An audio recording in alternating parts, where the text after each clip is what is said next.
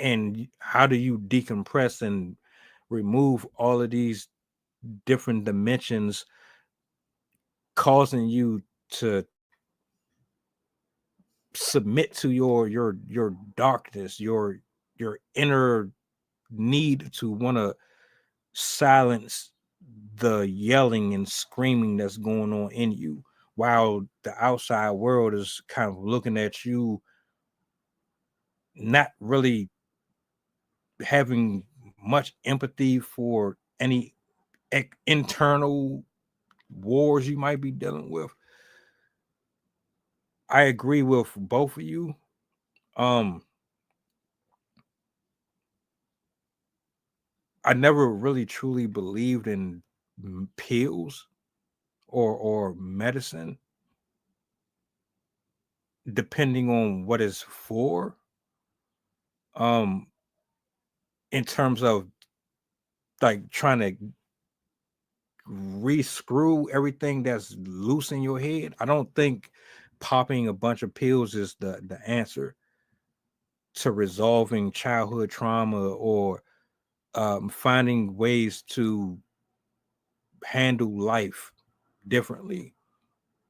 You know, and on top of that, you really got to know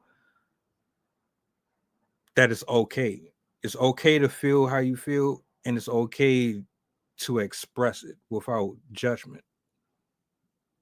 And I'll leave it right there for now. That reminds me of something a therapist that I had in college said to me. I had been speaking to her about my desire to um, have like an out of body experience.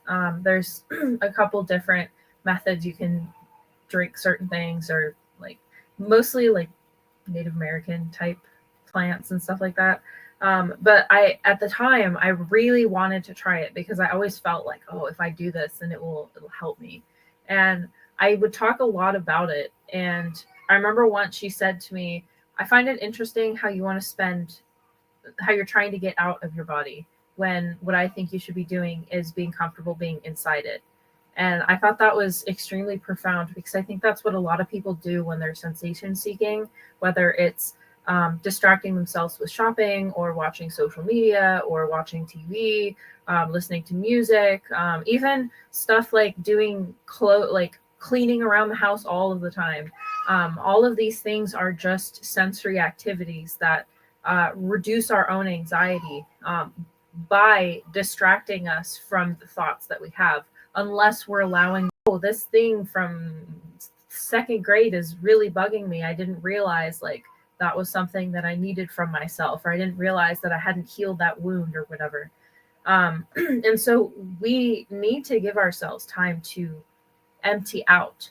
Um, there's a lot of interesting research to show um, just indulging in silence makes it increases emotional well-being, it increases patience, it decreases aggressive behaviors, it decreases your, if you like take a breather before you drive your car, you're less likely to get in a car accident.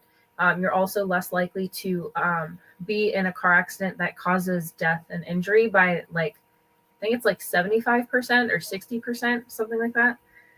So people really, really underestimate just a breather, just space to think, and how much that can do for you. Um, so yeah, I'll pass it on. Have yet to make a hair sale off social media. Also, I have yet to sell the records that I'm setting to sell.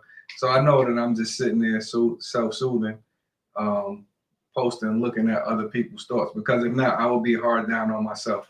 Um, so again, I think a lot of it is coming from inability for us to define the parameters of mental health. What would be something good from it? Something. What are the bad results of having ill mental health? And a lot of the times, we're not able to find ways to handle it, because again, it's something still frowned upon. And then also we can't pinpoint the factors.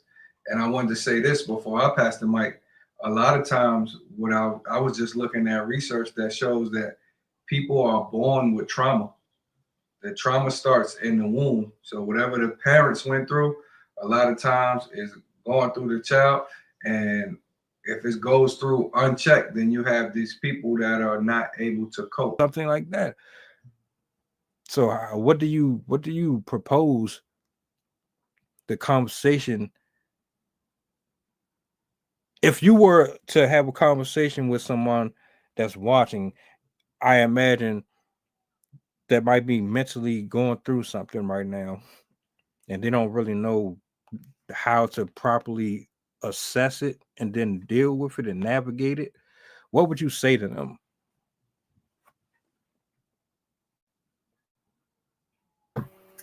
It's a good question. I'll preface this with if somebody truly wants to change, they do have to be the one to want to change themselves. Unfortunately, there's nothing you can say or do or encourage somebody to be like or to do that will fix that. Like you can't make somebody make the change unless they truly want to.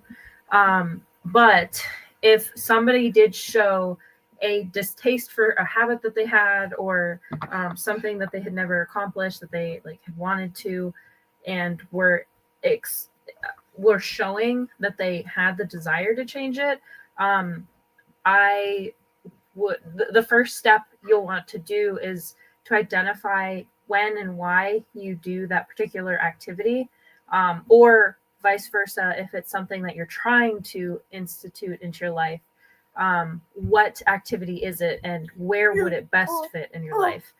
Because you have to identify the time that you'll dedicate to that task.